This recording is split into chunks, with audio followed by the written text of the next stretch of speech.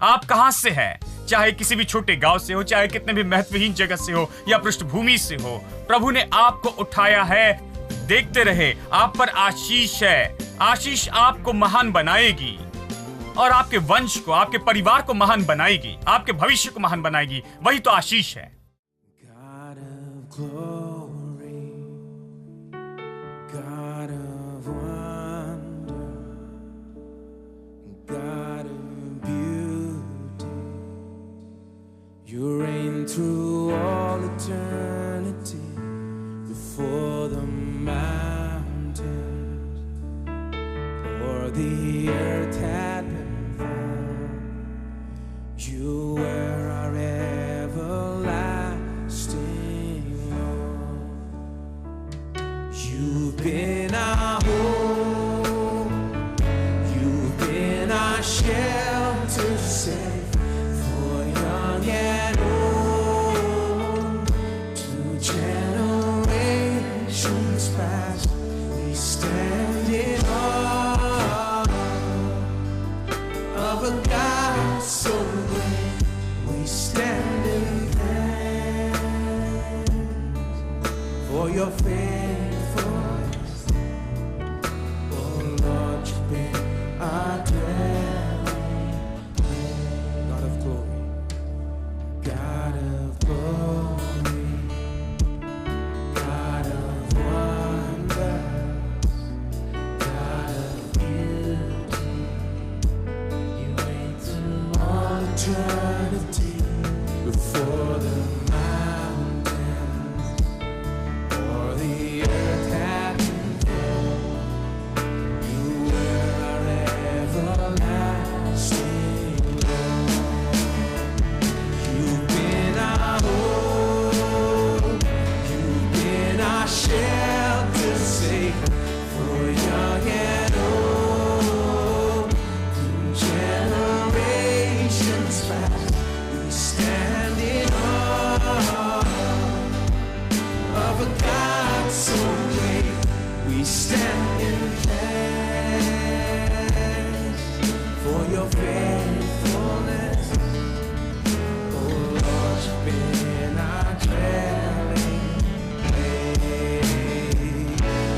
God of glory, God of wonders, God of beauty, you reign through all eternity. Before the mountains or the earth had been formed, you were our everlasting.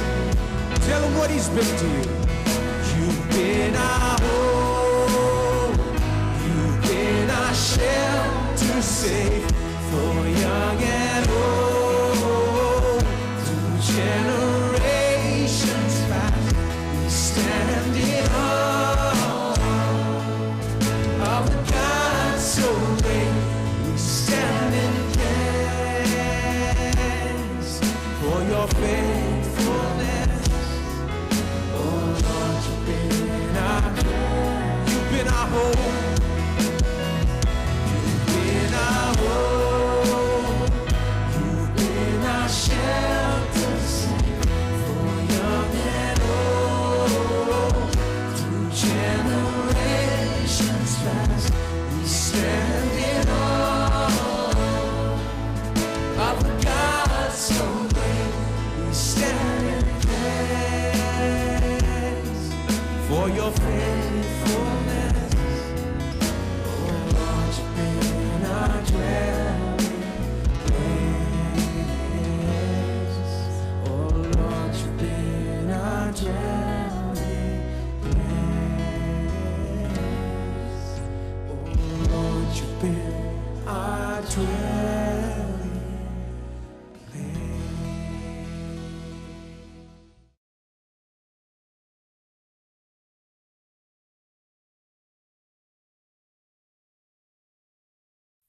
प्रभु मुझे आशीष देता है, मेरे भले कामों के आधार पर नहीं, लेकिन कलवरी के क्रूस पर यीशु ने जो काम किया उसके आधार पर। अब आपको ये समझना होगा, क्योंकि कई बार लोग मुझसे ये सवाल पूछते हैं। कई बार इस तरह वो कहते हैं, खैर भाई आप जानते हैं कि ये बहुत अच्छे व्यक्ति हैं, प्रभु के जन हैं, बहुत महान महान व्यक्ति हैं, इतने अच्छे शुद्ध व्यक्ति हैं, लेकिन उन्होंने ये सारी आशीष क्यों नहीं पाई जो आप कह रहे हैं? प्रभु ने इतने अच्छे व्यक्ति को आशीष क्यों नहीं दी? यदि प्रभु किसी व्यक्ति को आशीष दे तो वो उस व्यक्ति को आशीष देगा। मैंने कहां लिखा है कि प्रभु आपकी भलाई के कारण आशीष देता है?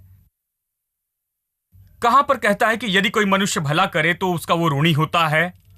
परमेश्वर किसी मनुष्य का कर्जदार नहीं है जो उनकी भलाई पर आधारित हो। प्रभु हम सबको पापी के रूप में देखता है, सबने पाप किया और उसकी महिमा से रहित हैं।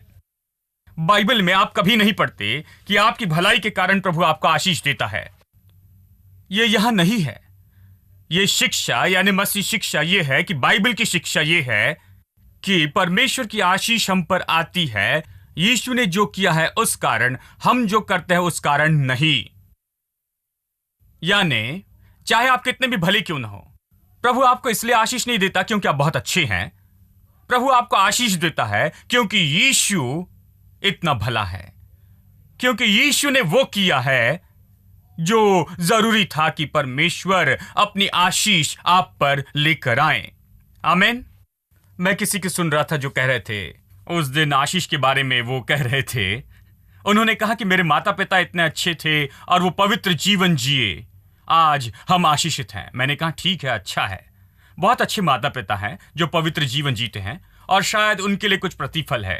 अवश्य ही जो भले काम हम करते हैं उसके लिए प्रतिफल होता है। प्रतिफल अलग है, देखिए ये अलग कैटेगरी है। प्रतिफल जानते हैं, ये अलग बात है। लेकिन वो भाई कह रहे थे कि मेरे माता पिता पवित्र और अच्छा जीवन जिए, आज हम आशीषित हैं। तो मैं सोच रहा था यदि कोई वहां बैठा है जिसके माता पिता इतना अच्छे नहीं थे, क्या वो आशीष नहीं पा सकते? यह अच्छा है कि आपके माता पिता अच्छे हैं कि आप आशीष पाएं, लेकिन दूसरों के बारे में क्या? और उनके माता पिता अगर मर गए तो वो खुद को सुधार नहीं सकते कि बच्चों पर आशीष लाए। यदि आपकी आशीष आपके माता पिता के भले कामों पर आधारित है तो आप कैसे आशीष पाएंगे? खासकर जो मर गए हैं, वो अब आपकी मदद नहीं कर सकते, और कुछ तो जीवित है और कभी नहीं बदलेंगे, वो आगे भी बुरे रहेंगे, तो आप कैसे आशीष पाएंगे? क्या ये सच्चाई नहीं? आप कैसे आशीष पाएंगे? देखिए, सुसमाचार यह नहीं कि आपके माता पिता अच्छे थे इसलिए आप पर आशीष आई है। सुसमाचार यह है कि आप कैसे आशीष पाए, क्योंकि यीशु ने आपकी आशीष के लिए सब कुछ कर दिया है। हमें सच्चे मसीह संदेश से दूर नहीं जाना चाहिए। मसीह संदेश यीशु मसीह पर आधारित है और उसने क्या किया उस पर, मसीह पर केंद्रित है। ये तो प्रभु यीशु मसीह ने क्या किया है उस पर। अच्छे माता पिता के लिए धन्यवाद, उन्होंने जो भले काम किए उसके लिए। और निश्चय यदि माता पिता भले रहे तो बच्चों का जीवन भी अच्छा होता है। लेकिन बात यह है कि प्रभु की आशीष हम पर आती है, चाहे आप कोई भी हो, चाहे आपके माता पिता अच्छे नहीं थे, इससे भूल जाए, इसकी चिंता ना करें, क्योंकि यीशु ने वो किया है जो आपके माता पिता ने आपके लिए कभी नहीं किया है। वो क्रूस पर मरा, आपका श्राप खुद पर उठा लिया, आपके पाप और आपका दंड उठा लिया, और श्राप के रूप में वो मर गया कि आप आशीष पा सके। यही मसीह सुसमाचार है। आमीन। मैं कहता हूं क्योंकि बहुत से लोग कहते हैं कि ये भले व्यक्ति है, अच्छे हैं, योग्य व्यक्ति हैं, शुद्ध है, तो ये क्यों चंगे नहीं हुए? जैसे मानो प्रभु हमारी भलाई के आधार पर चंगाई देता है। वो हमारी भलाई के आधार पर चंगाई नहीं देता। चंगाई क्रूस पर आधारित है। उसने हमारी बीमारी को उठा लिया और दर्द को सह लिया। जब इस पर विश्वास करते हैं तो चंगे हो जाते हैं। आप प्रभु के पास आकर ये नहीं कहते कि मैं भला व्यक्ति हूं इसलिए चंगाई दे। नहीं, यह ऐसा नहीं होता। मुझे माफ करना, यह ऐसे काम नहीं करता। प्रभु के पास आकर आप कहते, तूने मेरी बीमारी उठाई, तूने मेरा दर्द उठाया, इसलिए मैं विश्वास करता हूं कि तूने इसे उठा लिया, और तेरे कोड़े खाने से मैं पहले ही चंगा हो चुका हूं। आप ऐसे ही चंगे होते हैं, अपनी भलाई के कारण नहीं। आमीन। जैसे एक भाई ने कहा, मैं अपनी चंगाई के लिए कुछ पैसा बोना चाहता हूं। मैंने कहा ऐसा मत कीजिए क्योंकि चंगाई इस तरह से नहीं आती है। आप चंगाई पाने के लिए पैसा नहीं देते। आप यहां आकर चंगाई के लिए पैसा नहीं देते। यहां आकर विश्वास करते हैं कि यीशु आपके लिए मरा, और विश्वास करते हैं कि उसने आपकी बीमारी को सहा और आपके दर्द को उठा लिया, और उसके कोड़े खाने से आप चंगे हुए हैं। ऐसे चंगे होते हैं। आमीन। आप पैसा बोझ सकते हैं और आपको और पैसा मिलेगा यह अलग बात है, देखिए। लेकिन ये इस तरह काम नहीं करता। आप जो पैसे देते हैं उसके लिए प्रभु आपको चंगाई नहीं देता है। नहीं, प्रभु कहता है मेरा बेटा क्रूस पर मरा, तुम्हारी बीमारी ली और दर्द सह लिया, और आप उस पर विश्वास करें तब आप चंगे होगे। आमीन। यानी हमें सही तरह से सोचना होगा। जानते हैं कि ये कैसे काम करता, आपको समझना होगा, इन चीजों को सही समझना है, ठीक है। और ये सब कहने के बाद उसने कहा, मसीह ने हमें व्यवस्था के श्राप से छुड़ाया है। वो हमारे लिए श्राप बना, क्योंकि लिखा है जो काट पर लटकाया जाता वो श्रापित है, कि अब्राहम की वो आशीष, सब लोग कहे अब्राहम की आशीष, और कोई आशीष नहीं। वो आशीष नहीं जो परदादा के पास थी, जो आप आशीष सोचते हैं वो आशीष नहीं। वो आशीष नहीं जिससे सब लोग कहते कि आशीष है। बहुत से लोग कहते हैं, मुझे याद है जब मैं छोटा था, एक भाई थे जो हमेशा गवाही देते थे। वो उठकर कहते कि मेरे सारे बच्चे मुझे छोड़कर चले गए, कोई मेरी परवाह नहीं करता, पूरे संसार में मुझसे कोई प्यार नहीं करता, और मैं बाहर अकेला हूं, सिर्फ अकेला हूं, दिन भर रोते रहता हूं, मैं जरूरत में हूं, और कोई मुझसे प्यार नहीं करता, परवाह नहीं करता। वो सब भड़ास निकाल देते और फिर एक गीत गाते, अपनी आशीषें गिन ले। मैंने सोचा प्रभु यही अगर आशीष है तो श्राप क्या है? ये आशीष नहीं। देखिए, आपको आशीष क्या है ये गलत नहीं समझना है। आपकी आशीष बहुत सटीक है। जो भी अब्राहम के पास था, उसके पास वो साधारण व्यक्ति था, बिल्कुल साधारण व्यक्ति, बिल्कुल शून्य से था। प्रभु ने उसे उठाया, उसे चुना और उसे एक महान देश बनाया। ये आपकी आशीष है। आप कहां से हैं? चाहे किसी भी छोटे गांव से हो, चाहे कितने भी महत्वहीन जगह से हो या पृष्ठभूमि से हो, प्रभु ने आपको उठाया है। देखते रहे, आप पर आशीष है। आशीष आपको महान बनाएगी और आपके वंश को, आपके परिवार को महान बनाएगी, आपके भविष्य को महान बनाएगी। वही तो आशीष है। आमीन। इसकी अपेक्षा करे कि परमेश्वर आपके परिवार में काम करे, उस परिवार को उठाए, उस परिवार को महान परिवार बनाए, संपन्न और सफल बनाए। अच्छा, हर तरह से यह आपकी आशीष है। कितने लोग इस आशीष पर विश्वास करते हैं? यह अब्राहम की आशीष है। महानता, परिवार के रूप में महानता, यह आपकी आशीष है। वह आपका नाम महान करेगा, यह आशीष है। प्रभु आपका नाम महान करेगा, यह आशीष है। इसे स्वीकार करिए। न कहे कि प्रभु मैं शून्य होना चाहता हूं, मैं कुछ नहीं होना चाहता हूं। प्रभु नहीं, आप आशीष को नहीं समझे हैं। प्रभु दिलचस्पी लेता है, वो आपका नाम महान करेगा। यह अब्राहम की आशीष है। जो आपको आशीष दे उन्हें आशीष देगा, यह अब्राहम की आशीष है। यदि कोई आपका भला करेगा तो प्रभु उन्हें आशीष देगा, क्योंकि उन्होंने आपकी भलाई की है। यदि कोई आपके विरुद्ध में आता है तो उन्हें सावधान रहना होगा, उन्हें मुश्किल होगी।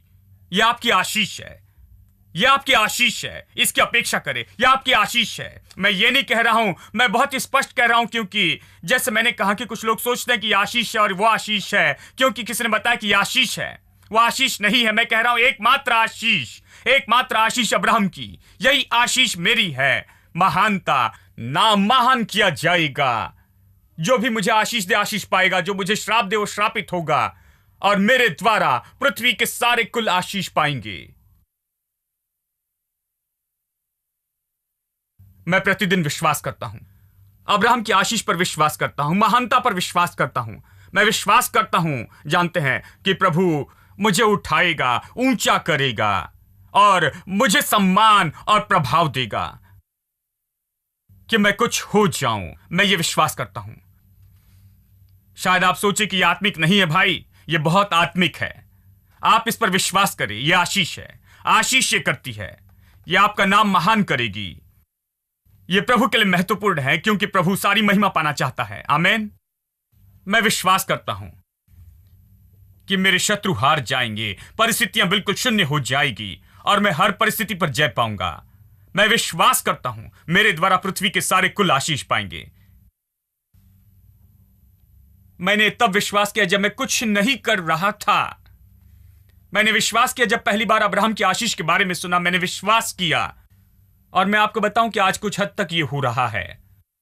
आप इससे कहे, आप इसके लिए विश्वास रखें, आप अपेक्षा करें कि प्रभु इसे आपके जीवन में करेगा। कितने लोग ये विश्वास करते हैं और अपेक्षा करेंगे कि प्रभु इसे आपके जीवन में करेगा। आमीन। अब पूरे इतिहास में लोगों ने आशीष और श्राप पर विश्वास किया है। इसलिए तो सुसमाचार बहुत ही महत्वपूर्ण है। यदि आप सुसमाचार समझे तो आसानी से लोगों तक पहुंचेंगे, क्योंकि सुसमाचार यह है कि यीशु ने कैसे श्राप दूर की और आशीष लाई है। अब हम आशीष के बारे में चर्चा कर रहे हैं। मैंने आपको बताया था कि आशीष क्या है। ये ऊपर प्रभु से सामर्थ पाना है जो आपको सफल और संपन्न बनाती है। चलिए श्राप की परिभाषा दूं। यहां पर इस वचन में आशीष और श्राप दोनों के बारे में बताया गया। ये वचन का शीर्षक है, उसने श्राप उठाए कि हम आशीष पा सके, यानी हमें इसे समझना होगा, क्योंकि आज मसीह संसार आशीष से ज्यादा श्राप पर ध्यान देता है। जैसे मैंने कहा, यदि मैं लोगों को बताऊं कि वो श्रापित हैं और हम उस श्राप से व्यवहार करेंगे, लोग ध्यान से सुनेंगे, क्योंकि वो इस बात की सराहना नहीं करते हैं कि यीशु ने उनके श्रापों को उठा लिया है। और मैं इसे बताऊंगा, अगले हफ्ते में इसके बारे में बताऊंगा कि ये सच है कि यीशु इसे दूर करने के लिए आया और उसने दूर किया है। ठीक है, श्राप सच में इसका अर्थ है, श्राप शब्द का अर्थ है दोषी ठहराना। शब्दकोश के अनुसार श्राप का अर्थ है कि दोषी ठहराया जाना। अब आप जानते हैं कि बहुत से लोग इस शब्द का उपयोग करते हैं। चलिए कहिए डी शब्द है, मैं इसे बार बार नहीं कहना चाहता क्योंकि यह बुरा शब्द है, लेकिन बहुत से लोग इसका उपयोग करते हैं। क्या आपने गौर किया कि संसार में लोग डी शब्द का बार बार उपयोग करते हैं? यदि वो सुंदर, अच्छी, महंगी कार देखे, तुरंत ही वो डी शब्द कहते हैं, डैम। वो नहीं कहते आशीषित, ओ कैसे आशीष है, नहीं नहीं, तुरंत ही डी शब्द आता है। ये सारे आधुनिक जवान देखिए, तुरंत सोचते हैं ये कूल है, कहते हैं इस शब्द का उपयोग करना कूल है, ये डी शब्द। इसका सच में अर्थ श्राप है। ये इसे नहीं जानते इसलिए इसे कहते हैं, वो जानते तो इसे नहीं कहते। यदि वो कोई सुंदर लड़की देखे तो कहते हैं, फिर से डी से शुरू करते हैं। वो नहीं कहते कि वो कितनी आशीषित है। जानते हैं यह अच्छा मौका है कि आशीषित शब्द का उपयोग करें। वो आशीषित शब्द का उपयोग नहीं करते। वो टेलीविजन पर कुछ देखते हैं, वो कुछ अद्भुत शो देखते हैं, कहते हैं ओ, तुरंत ही वो डी शब्द आता है, जानते हैं। और वो इसका बार बार उपयोग करते हैं। जानते हैं क्यों? क्योंकि इस संसार का ईश्वर चाहता है कि आप अपने मुंह का उपयोग करें कि खुद को और दूसरों को श्राप दे, प्रतिदिन, हर एक पल। आप मुझे बताएं, वो इस शब्द के बजाय आशीष शब्द का ज्यादा उपयोग क्यों नहीं करते हैं? यह शब्द पूरे संसार में विख्यात शब्द क्यों है? डैम, इसका अर्थ है श्रापित है। दोषी और श्रापित हो ये नहीं, लेकिन सच में यह अर्थ है कि विनाश के लिए समर्पित या निश्चित किए गए हैं। क्या आपने इसके बारे में सोचा? डैम का अर्थ है कि विनाश के लिए समर्पित या नियुक्त किए गए या विनाश के लिए चिन्ह लगाए गए हैं। अब चलिए मैं इसके आधार पर नई परिभाषा के साथ आता हूं आशीष के लिए। यदि श्राप देना या श्राप तो विनाश के लिए चिन्ह लगाया जाना है, विनाश के लिए नियुक्त होना है, तो आशीष तो अच्छी चीजों के लिए चिन्ह लगाना है। कितने लोग जानते हैं कि आप पर प्रभु ने चिन्ह लगाया है, प्रभु के द्वारा नियुक्त है, प्रभु ने आपको निश्चित किया है, आप समर्पित और नियुक्त किए गए हैं अच्छी चीजों के लिए, विनाश के लिए नहीं, लेकिन आपके जीवन में अच्छी चीजें होने के लिए। यानी यही तो आशीष और श्राप के बीच में बड़ा फर्क है। श्राप का अर्थ है इस पर चिन्ह लगा है, जो व्यक्ति श्रापित है वो विनाश के लिए नियुक्त है, विनाश के लिए समर्पित है, वो शून्य हो जाएगा, यही इसका अर्थ है। किसी व्यक्ति को श्राप देने का अर्थ है यह कहना कि वो शून्य हो जाएगा, लेकिन किसी व्यक्ति को आशीष देने का अर्थ है कि उसे बढ़ाए, कि वो कुछ हो जाए। शायद वो आज कुछ ना हो, लेकिन वो आगे कुछ हो जाएगा। आशीष इसी के बारे में है। अब चलिए मैं यहां पर वचन आपको दिखाता हूं। हम अब्राहम की आशीष के बारे में अध्ययन कर रहे हैं। यह हम अब्राहम की संतान को देखते हैं गिनती अध्याय 2 में। याद रखें कि आशीष पाने के बाद वो कैसे गुलाम रहे। वो आशीष के बारे में नहीं जानते थे, इसलिए वो गुलामी में चले गए। 430 साल तक वो मिस्र में थे, उनमें से 370 साल वो गुलामी में थे। अजीब है, बस वहां गुलाम जैसे बैठे थे। किसी ने उन्हें आशीष के बारे में प्रचार नहीं किया। अचानक प्रभु ने भविष्यवक्ता मूसा को भेजा, जिसने आशीष का प्रचार किया। उसने कहा, अब्राहम, इसहाक और याकूब का परमेश्वर वो उन्हें याद दिलाता है अब्राहम, इसहाक और याकूब की आशीष के बारे में। वो कहता है और आशीष का प्रचार करने लगता है। इसलिए मैं आपको बताता हूं कि आशीष का प्रचार आपके लिए कितना महत्वपूर्ण होता है। नहीं तो फिर यानी आशीष के प्रचारक के बिना तो लोग कभी अपनी गुलामी से बाहर नहीं आ सकते हैं, मिस्र से निकलकर प्रतिज्ञा के देश में नहीं जा सकते हैं। यह संभव नहीं होगा। प्रभु परमेश्वर के दास का उपयोग करता है कि वो आशीष का प्रचार करे, कि आप जहां हैं वहां से निकाल कर आपको वहां ले जाए जहां पर जाना चाहिए। इसलिए आप जो सुनते हैं वो बहुत महत्वपूर्ण है। यीशु ने कहा तुम क्या सुनते हो उसके लिए सावधान रहना, इस तरह की गंदगी सुनते न रहना। वो कहता है कि ध्यान दो, तुम क्या सुनते हो उसके लिए सावधान रहो, क्योंकि आप जो सुनते हैं उसी दिशा में आप आगे बढ़ते हैं, यह आप पर प्रभाव डालेगा। तो अब गिनती अध्याय 22 निकाले। बहुत दिलचस्प कहानी है, बिलाम की कहानी है, ठीक है, बालाक की और ये सब। चलिए इसे पढ़ते हैं। ये तो बहुत महत्वपूर्ण कहानी है आशीष और श्राप के बारे में कि ये कितना असली है और ये सच में कितना असली है। तब इजरायलियों ने कूच करके यरीहो के पास यरदन नदी के इस पार मोआब और अराबा में डेरे खड़े किए। सिप्पोर के पुत्र बालाक ने देखा कि इस्राएल ने एमोरियों से क्या क्या किया है, मतलब इन लोगों ने एमोरियों को खत्म कर दिया। इस्राएल ने एमोरियों को खत्म कर दिया था, उसने देखा। इसलिए मोआब अब ये जानकर कि इस्राएल बहुत है, उन लोगों से डर गया, उन लोगों से अत्यंत डर गया, मतलब भयभीत हो गए, यहां तक कि पेट में गड़बड़ी हो गई, डर से सो नहीं सके इस्राएलियों के कारण। तब मोआबियों ने मिद्यानी पुरनियों से कहा, अब वो दल हमारे चारों ओर के सब लोगों को ऐसे चट कर जाएगा जिस तरह बैल खेत की हरी घास को चट करता है। वो बहुत ही सही थे। उन्होंने कहा कि ये लोग आ रहे हैं और जैसे बैल खेत की घास को चट करता है वैसे वो चट कर जाएंगे, ये सारे देश को हिलाएंगे, सारा घास खा जाएंगे। ये लोग हमारे देश में आएंगे और सारी चीजें खा जाएंगे और सारी चीजें खत्म कर देंगे। ये आशीषित लोग हैं और जो हमारा है उसे वो ले लेंगे, वो हमारी सारी चीजों को ले लेंगे, वो कहता है। और वो सही था। अब इसे सुनिए। अब वो दल हमारे चारों ओर के सब लोगों को ऐसा चट कर जाएगा जिस तरह बैल खेत की हरी घास को चट कर जाता है। उस समय सिप्पोर का पुत्र बालाक मोआब पर राजा था और इसने पतोर नगर को, जो महानद की तट पर बोर के पुत्र बिलाम के जाति भाइयों की भूमि थी, वहां बिलाम के पास दूत भेजा कि वो ये कहकर उसे बुलाएं, सुन। अब सुनिए, ये शब्द जो वो उपयोग करता है, ये शब्द जो बिलाम के पास भेजता है, जैसे वो बिलाम को सहमत करता है। कहता है, सुन, एक दल मिस्र से निकल आया है और भूमि उनसे ढक गई है और अब वे मेरे सामने ही आकर बस गए हैं। परमेश्वर पहले उनमें डर डाल रहा था, उनमें डर डाल रहा था। राजा इन साधारण लोगों से डर रहा था। इस्राएली लोग सामान्य रूप में चरवाहे थे, केवल भेड़ों की देखभाल करते थे। दाऊद और बाकी सारे लोग जैसे सामान्य चरवाहे थे, योद्धा नहीं थे, वो बड़े सिपाही नहीं थे। साधारण लोग कई साल तक गुलाम रहे थे, लेकिन फिर भी ये राजा डर गया और वो दूसरों को खबर भेजता है और ये सब कुछ कहता है। और अब वो किसी को बिलाम के पास भेजता है, कहता है भूमि उनसे ढक गई है और वो मेरे सामने ही आकर बस गए हैं। अब प्रभु ने इजरायलियों को ऐसा बनाया था कि वो संख्या में बहुत थे, लेकिन मैं सोचता हूं कि प्रभु ने उसे और ज्यादा बढ़ाया। उसने उन्हें बहुत बड़ा दिखाया, इतना बड़ा। आप इसे देखिए, इसे पढ़े कि बहुत सी जगह पर आप पढ़े कि जब प्रभु इस्राएली लोगों को छुड़ाना चाहता था मिस्र से, उसने मूसा को लोगों की दृष्टि में और फिरौन की दृष्टि में बड़ा किया। कितने लोग विश्वास करते कि प्रभु आपको बड़ा दिखा सकता है? आपको इन चीजों को लिख लेना चाहिए। इन चीजों को करने का प्रभु का अपना तरीका है। वो आपको बड़ा दिखाएगा कि दूसरे लोग डर जाए। आपका प्रभु बड़ा है, लेकिन वो आपको बड़ा दिखाएगा। उसके पास मैग्नीफाइंग ग्लास है जो आपके और शत्रु के बीच में रखेगा। आपके शत्रु यानी आपकी ओर देखेंगे और आप अपने आकार से 10 गुना दिखेंगे। यानी वो व्यक्ति पहले ही डर गया था। अब देखिए वचन 6, इसलिए अभी आ और उन लोगों को मेरे निमित्त श्राप दे। उन लोगों को मेरे निमित्त श्राप दे। अब वो बिलाम को बुला रहा है कि इन लोगों को श्राप दे। ये उनके लिए जरूरी हो गया कि ये लोग श्रापित हो। क्यों? ये लोग आशीषित हैं।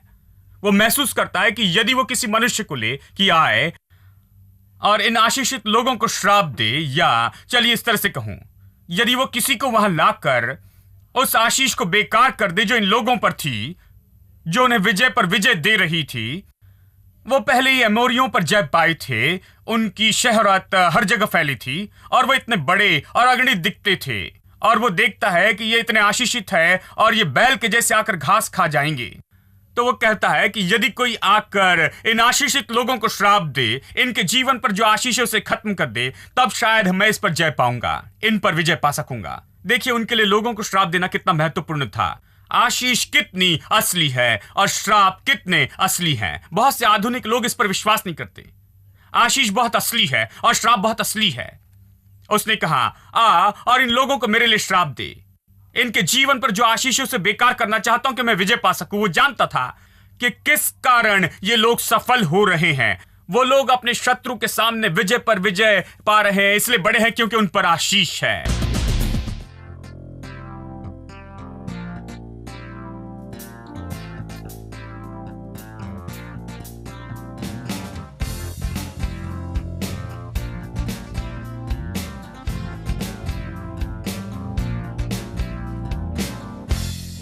My soul, do you not know?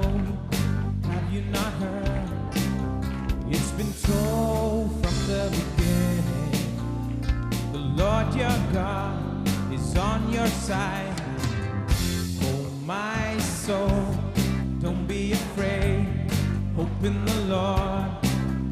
By His righteousness and power, He will strengthen, He will guide.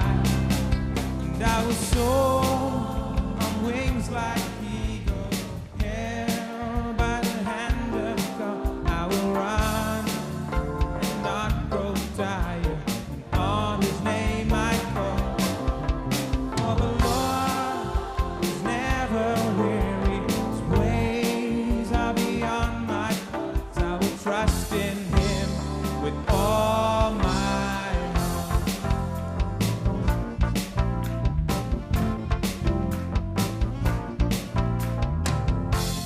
My soul, do you not know? Have you not heard? It's been told from the beginning. The Lord your God is on your side. My soul, don't be afraid. Open the Lord. By His righteousness and power, He will strengthen, He will guide. And I will soar wings like eagles, held by the hand of God. I will run, not grow tired. On His name I call. For the Lord, His ways are beyond my thoughts. I will trust in Him with all my. And I will soar